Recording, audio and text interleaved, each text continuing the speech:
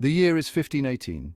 The city of Strasbourg bustles with life. Merchants hawk their wares, children play in the streets, but a darkness is about to fall upon this vibrant city, a darkness unlike any other.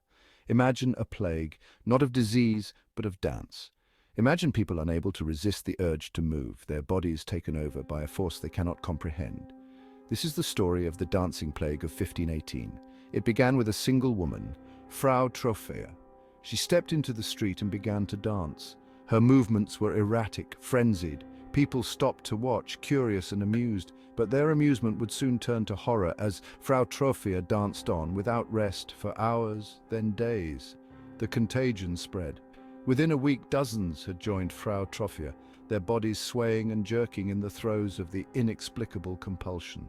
The streets of Strasbourg transformed into a stage for a grotesque ballet, the air filled with the sound of shuffling feet and the heavy breathing of the dancers. The authorities were baffled. Physicians were summoned, but they could find no physical cause for the strange behavior. Some whispered of demonic possession, of a curse upon the city. Others spoke of hot blood, an imbalance of humors. But no explanation could fully encompass the unsettling spectacle that unfolded in the streets of Strasbourg. Day and night the dancing continued. The afflicted showed no signs of stopping, no desire for food or water. Their faces were contorted in expressions of pain and ecstasy. Their bodies, pushed beyond their limits, began to fail. Still, they danced. Musicians were brought in, their cheerful tunes meant to soothe the afflicted and ease their torment. But the music only seemed to fuel the frenzy, urging the dancers onward in their delirious marathon. The streets of Strasbourg, once filled with the sounds of commerce and laughter, now echoed with the relentless rhythm of madness. As days turned into weeks, the human cost of the dancing plague became horrifyingly clear. Bodies, ravaged by exhaustion, began to collapse. Hearts, pushed to their limits, gave out. The relentless rhythm of the dance had become a death sentence for some. The stench of sweat and decay permeated the air. Fear gripped the city. The authorities, desperate to halt the spread of the bizarre affliction, ordered the dancers to be herded into a wooden hall. They believed that by confining the dancers, they could contain the madness. Centuries later, the dancing plague of 1518 remains a perplexing enigma. Theories abound, each attempting to shed light on the darkness that descended upon Strasbourg. Some point to ergot poisoning, a fungal disease that can cause hallucinations and convulsions. Others suggest mass psychogenic illness, a shared delusion triggered by stress and anxiety. The social and religious tensions of the time, the spectre of famine and disease, could have created a breeding ground for mass hysteria.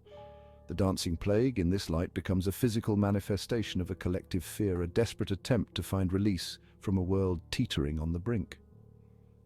Yet no single theory fully explains the strange events of 1518. The intensity of the dancing, the prolonged duration, the sheer number of people affected, it all defies easy categorization. The dancing plague eventually subsided, fading away as mysteriously as it had begun. The streets of Strasbourg fell silent. The survivors, their bodies and minds scarred by the ordeal, attempted to piece together their lives. But the questions lingered. What had possessed them to dance? What unseen force had taken control of their bodies and minds? In the absence of definitive answers, the dancing plague of 1518 took on an almost mythical quality. The event serves as a stark reminder of the fragility of the human psyche, of the ways in which our minds and bodies can be affected by forces we do not fully comprehend. It is a reminder, too, of the limits of our understanding, our inability to fully grasp the complexities of the world around us. The dancing plague of 1518, a chilling episode in human history, continues to fascinate and disturb us. It stands as a testament to the enduring power of the unknown, the mysteries that lie hidden within the human mind. The dancing plague may be a thing of the past, but its eerie echo continues to resonate, reminding us that, even in our modern age, there are some things we may never fully comprehend. The silence of history, in this case, speaks volumes. It whispers of a time when the line between reality and delusion blurred, when the human body became a vessel for something ancient and unknowable. And in that silence, we are left to grapple with the unsettling possibility that such events, however improbable, are not entirely beyond the realm of possibility, even today.